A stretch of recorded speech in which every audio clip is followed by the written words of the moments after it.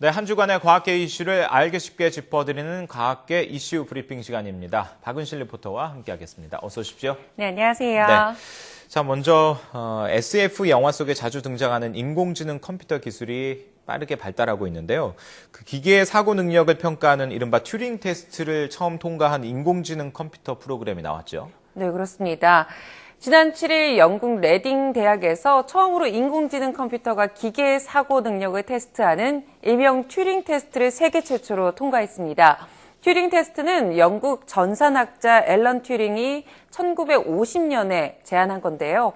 튜링은 컴퓨터의 반응을 진짜 인간의 반응과 구별할 수 없게 된다면 그건 컴퓨터가 스스로 생각할 수 있다는 것이라고 생각했고요. 이 개념을 적용한 것이 바로 튜링 테스트입니다. 튜링 테스트에서는 심사위원들이 양쪽의 대화를 동시에 나누면서 어느 것이 컴퓨터이고 어느 것이 사람인지를 판별하는 방식인데요. 우크라이나에서 사는 13살 소년 유진 구스트만이라는 이름을 가진 인공지능은 30명의 심사위원과 함께 5분 동안 대화를 나눈 결과 이 3분의 1로부터 진짜 인간이라는 판정을 받았습니다. 테스트가 개발된 지 64년 만에 처음인데요.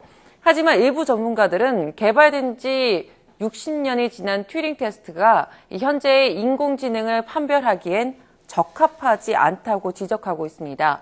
인공지능 컴퓨터가 무수히 많은 대화 세트 중에서 질문에 가장 근접한 답변을 하기 때문에 운 좋게 테스트에 통과할 수도 있다는 겁니다.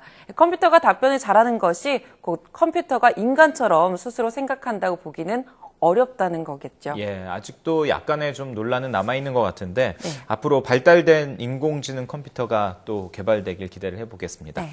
자, 그런가 하면 얼마 전에 영국에서 이른바 페임랩, 대중에게 얼마나 쉽게 과학 강연을 하는지 겨루는 대회인데 이 대회에 우리나라 대학생도 참가를 했죠. 네, 맞습니다. 이 대중에게 얼마나 과학을 쉽고 재밌게 전달하는지 알려주는 겨루는 과학 경연 대회죠. 페임랩 국제대회가 얼마 전 영국에서 열렸습니다. 페임랩은 3분 동안 자신이 연구하고 있는 과학 지식을 전달하는 대회로 파워포인트와 같은 컴퓨터 발표 자료는 사용할 수 없고 손에 들 수 있는 도구만 활용할 수 있다고 합니다. 말과 행동만으로 어려운 과학 지식을 쉽고 재미있게 전달하는 게 승패의 열쇠라고 하는데요. 전 세계 33개국에서 열릴 정도로 과학으로 대중과 소통하고 싶은 과학도에게 꿈의 무대이기도 하다고 합니다. 국내에서도 지난 4월 페임랩 코리아가 처음 열렸는데요. 11명의 과학도가 도전한 본선 대회에서 천문학 이론을 쉽게 설명해 관객과 소통을 가장 잘했던 대학생 지웅배 씨가 우승을 차지했다고 합니다. 국내 대회 우승자에게는 한국 대표로 페임랩 국제대회에 참가하는 기회가 주어졌는데요. 우승자 지웅백 씨는 출국 직전 YTN 사이언스를 찾아 카메라 앞에서 발표하는 연습을 하는 등 철저한 사전 준비를 마쳤습니다. 영국에서 열린 국제대회에 참가한 지웅배 씨는 심사위원에게 까다로운 질문도 능숙하게 대답하는 등 위축되지 않고 실력을 발휘했다는 평을 받았는데요. 하지만 아쉽게도 최종 결선에서는 진출하지 못했다고 합니다. 결과보다는 대학 대중화를 위해서 자신의 꿈을 확인한 것은 물론 한국 과학 소통의 힘과 가능성도 보여줬다는 점에서 뜻깊었다고 밝혔습니다. 네, 앞으로 페임랩 코리아 대회가 계속 열린다고 하니까 이런 기회를 통해서 우리나라를 대표할 수 있는 과학 커뮤니케이터들이 많이 나왔으면 좋겠습니다. 네.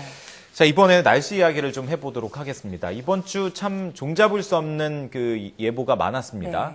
네. 기상이변 때문인 것도 같은데 우리나라에서 용오름이 일어나기도 했죠? 네, 맞습니다. 며칠 전 경기도 고양시에서는 강력한 회오리 바람, 용오름 현상이 나타났는데요. 경운기까지 날려버릴 정도로 순간 초속 60m 정도의 강력한 바람이 불어서 주변 일대 비닐하우스가 큰 피해를 입었습니다. 국내에서 용오름 현상이 관측된 것은 이번이 8번째지만 울릉도와 제주도 인근 해역 등 바다에서만 발생해서 육지에서 일어난 것은 이번이 처음이라고 할 수 있습니다. 미국에서는 토네이도라고 부르는 용오름은 구름이 갑자기 성장하면서 생긴 강한 상승 기류가 먹구름 아래서 깔때기 모양의 회오리 바람을 일으키는 건데요. 이렇게 용오름이 육지에서 일어난 이유는 한반도 주변의 극단적인 대기 불안정 때문이라고 합니다. 땅 위 온도는 30도를 오가지만 한반도 상공은 영하 15도의 찬 공기가 뒤덮으면서 강력한 대류 현상이 일어났기 때문인데요. 10km 두께의 구름이 만들어지게 됐습니다. 이 때문에 1시간에 70mm의 퍼붓는 물폭탄이 쏟아졌고요. 이틀 동안 4,000번이 넘는 천둥 번개가 치고 우박까지 내리게 됐습니다. 게다가 두꺼운 구름 밑으로 서로 다른 방향과 풍속으로 바람이 불면서 강력한 회오리 바람, 용오름 현상까지 생겼습니다. 현재 기상청에서는 현장 조사를 통해서 용오름 발생에서부터 소멸까지 정확한 경로 분석을 하고 있다고 합니다. 네. 다행히 이번 용오름 때문에 인명 피해는 없었습니다만 네, 앞으로 이런 용오름이 계속 나올 수도 있다고 하니까요. 우리나라도 이런 기상 이변에 좀 잘 대비할 필요가 있을 것 같습니다. 네. 자, 마지막으로 하나 더 보도록 하겠습니다. 국내 연구진이 간암을 유발하는 유전자를 발견했죠. 네, 맞습니다. 간암은 국내 암 사망률 2위를 차지할 정도로 많고요. 수술을 받아도 살 가능성이 30%라고 합니다. 5년 안에 다시 재발하는 경우도 무려 70%를 이를 정도인데요. 한양대 의대 공구 교수팀과 울산의대 서울 아산병원 공동연구팀은 간암이 발생하는 특정 돌연변이를 유전자를 찾아냈습니다. 연구팀은 간암 제거 수술을 받은 200여 명의 환자의 유전자를 분석해 본 결과 RB1 유전자 돌연변이를 가진 환자들의 암 조기 재발률이 이 유전자가 없는 환자보다 2배나 높다는 걸 확인했습니다. 간암을 유발하는 유전자 중 가장 대표적이었던 것은 RB1의 유전자 기능을 확인한 건데요. 이를 바탕으로 간암 치료제 개발은 물론 재발 예측과 맞춤형 치료도 가능하다고 합니다. 네, 발병률이나 재발률이 높은 간암 치료에 한 발 다가섰다는 점에서 앞으로 후속 연구도 기대가 됩니다. 자, 한 주간의 과학계 이슈 박은실 캐스터와 함께 정리했습니다. 고맙습니다.